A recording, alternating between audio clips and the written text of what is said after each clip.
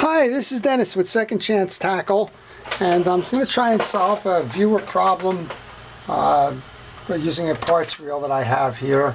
It's a Mitchell 302, and the viewer took the reel apart and is having some trouble in reassembly. So I thought maybe what we would do is kind of go step by step. So they were having a bail that wasn't trip firing, and took the pieces apart. They took the disconnected the bail wire.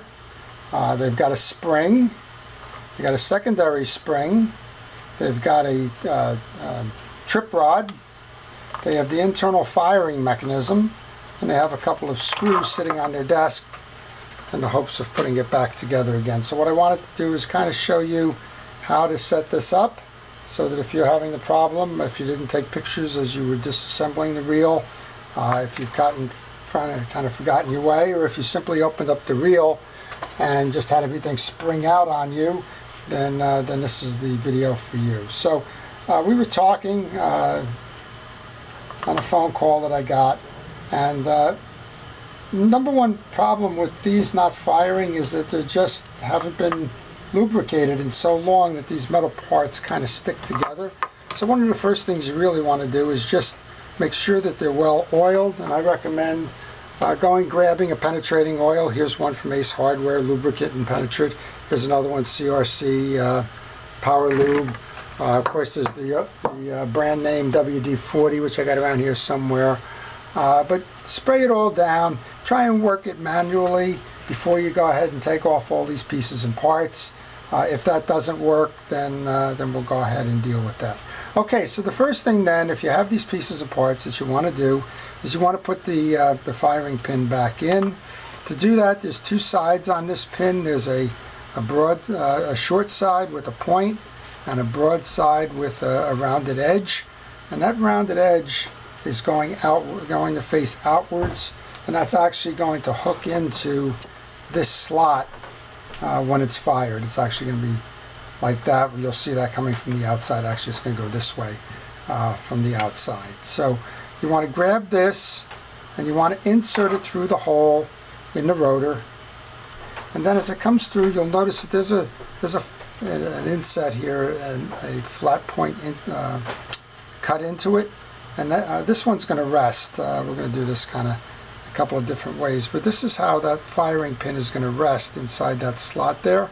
So make sure that you have that slot facing up when this whole thing gets done. So first thing we're going to do is grab the point, the short side that goes through the hole, and when it comes through the hole enough, you can slip that spring on. Just be careful, it is a spring, you don't want it to get loose. And then you can push that spring down, and then this gets fully set like that. And that doesn't fire out because when this arm is set properly, it's going to hold that pin in. So you want to make sure that you get that in. Next up then, we have this firing mechanism. Spring side is up. This slips under the rotor. There's a slot in the rotor, and then it all comes down upon the assembly like that. Oh, in a little bit too deep. But you want to make sure that gets on the assembly, and then we're going to compress the spring, and we're going to sit that into the slot. So first thing, there's two more screws that you took off.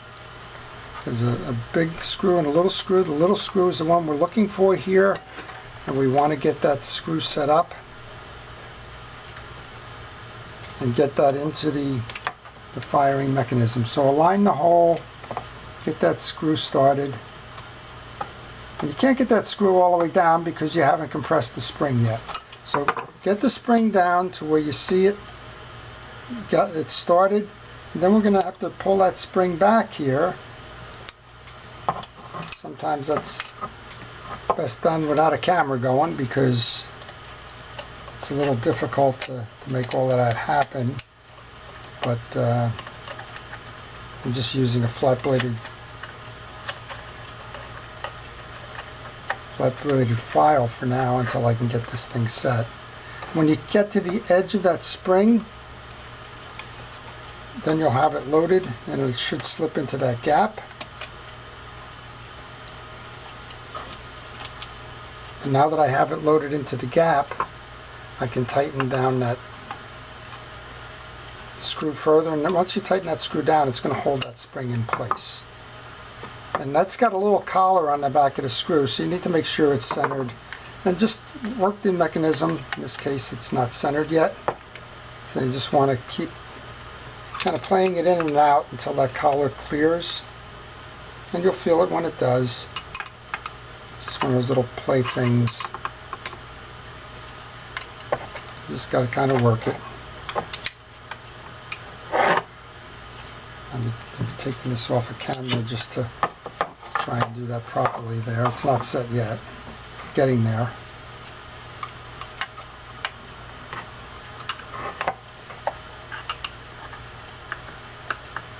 There you go. You can feel it because you can make the extra turn or two on that. All right, and now we should be able to, yep, getting a little bit too tight now.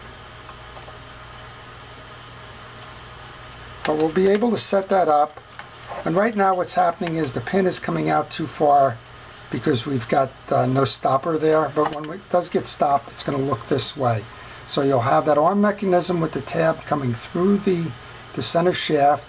You'll have the spring on the inside, and then you'll have the V-shaped arm in such a configuration. I hope you can see that from there. Okay, so then the next problem then is we got this bail spring that needs to be loaded. Okay, so now we're on to assembling the bail spring, and I've taken the bail wire off completely. We've got our trip mechanism that we've reinstalled. We're going to pull that all the way back so that it's sitting inside that section there. We're going to grab the bail spring and set that into the arm. And we're going to make sure that that little tab in the spring sits in the hole. And you can see that if you look inside, you can see that you've got the tag arm into the hole. So you don't have to do this blindly, just look inside. Then we're going to grab that. You're going to have that fully pulled so that this little extension arm is inside.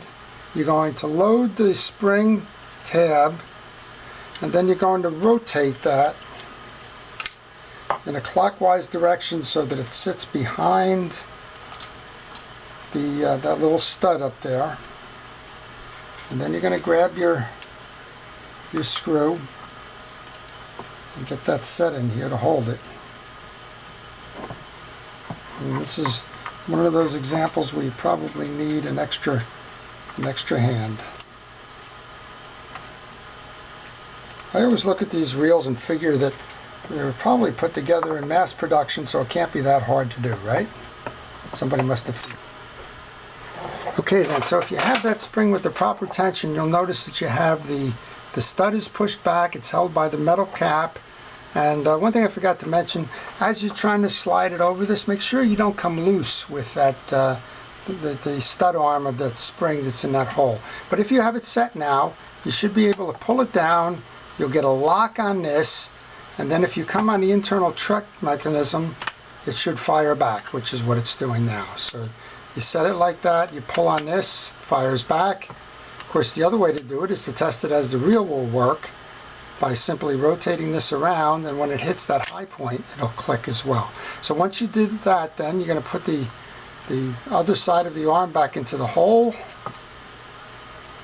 and you're going to grab that other screw, which is a set screw. I'm trying to do this for the camera, and it's not necessarily the easiest way to do it, but you put that into the hole, you grab the set screw, and it's started by hand to make sure it's done properly.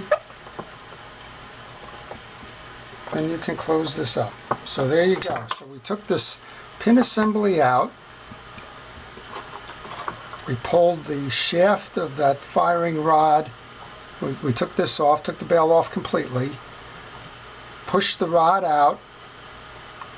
We have a spring load under there. We have the firearm is sitting in the latch on that pin, held on a pivot point by this screw, with a trip lever arm that goes into the slot of the rotor. So that's how we reinstalled this piece. And then once we did that, we reinstalled the bail. We did that by setting the spring into the arm through this hole, which we can see here. And there's another hole that sits at about 1 o'clock.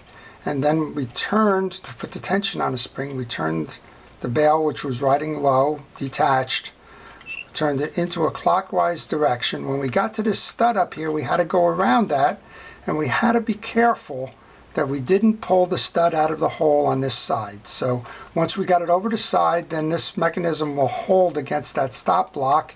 We were able to put that screw back in. We put the tension back onto that, that little trip piston there, and then we reassembled the bail by putting the dead side through the hole with the hold down screw here. And what we have now then is we have a properly functioning trip mechanism. We'll watch it move as we open the bail. That sets into the hole here, and that's moved this assembly down. And when I'm turning the bottom of the reel, when we turn the top of the reel, we will hit that point where the lever trips. Well,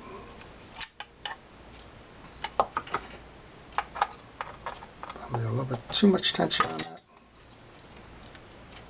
There we go.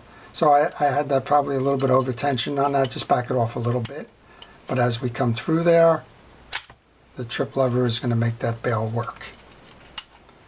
So there you go. I hope that helps you, Jesus.